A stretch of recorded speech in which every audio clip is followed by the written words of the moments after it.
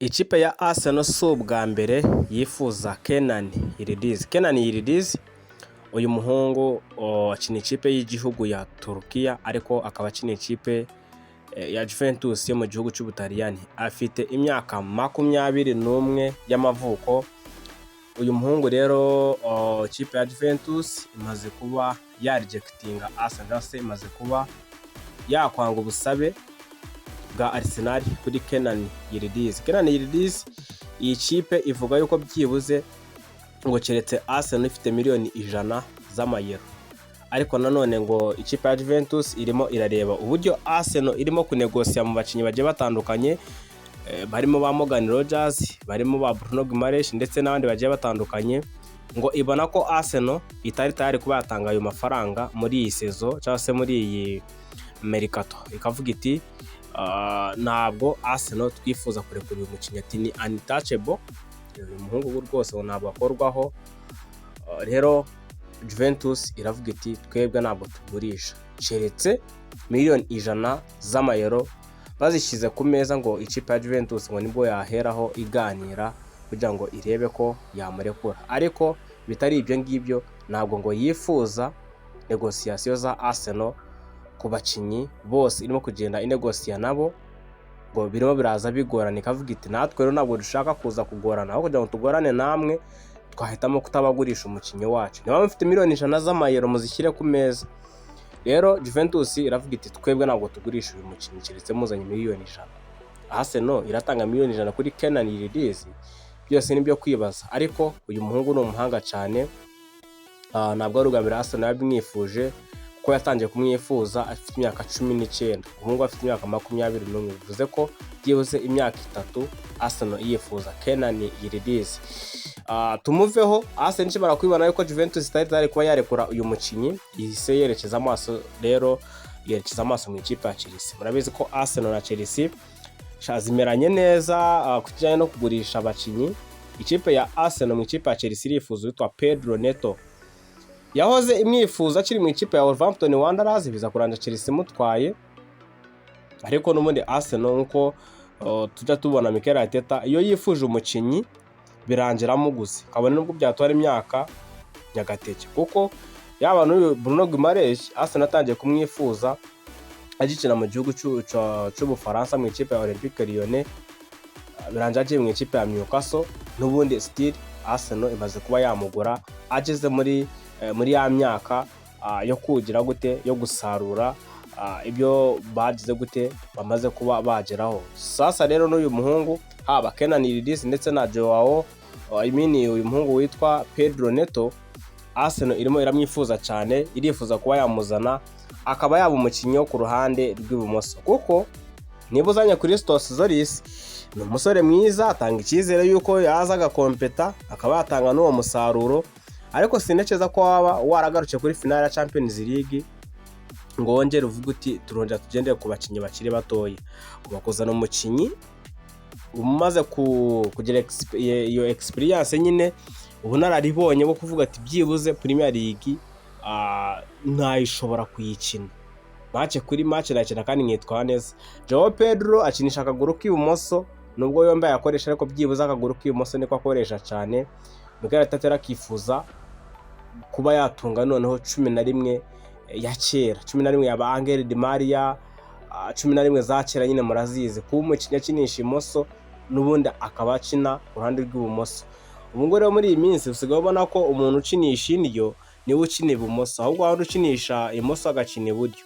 Rero Arsenal igiye kuba yahindura noneho izane uyu muhungu witwa Pedro Neto, imukure mu ikipe ya Chelsea imuzane mu ikipe ya Arsenal, kugira ngo irebe ko byibuze Arsenal agira uruhande rw'ibumoso rutyaye kandi rumeze neza.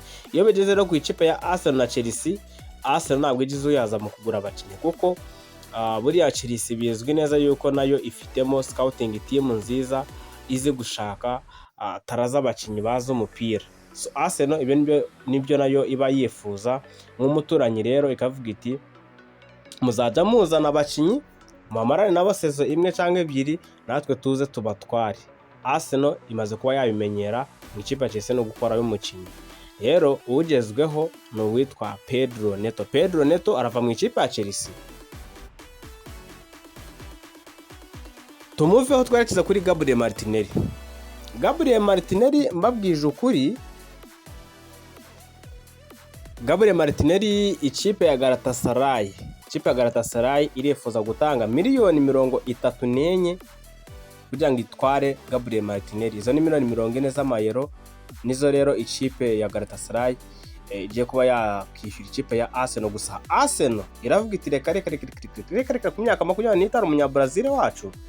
Arsenal ikavuga iti byibuze hagati ya miliyoni 45 z'amapaundi na miliyoni 50 z'amapaundi, ati nizo zonyine twagira gute twarekura Gabriel Martinelli. Ikipe ya Arsenal ikifuza kuba yamurekura kugira ngo yinjizemo abandi, cyane ko ikipe ya AS Roma, Juventus ndetse n'andi makipe agiye atandukanye yose arifuza uyu muhungu witwa Gabriel Martinelli. Gusa ikipe ya AS Roma yo isa naho itabirimo neza cyane.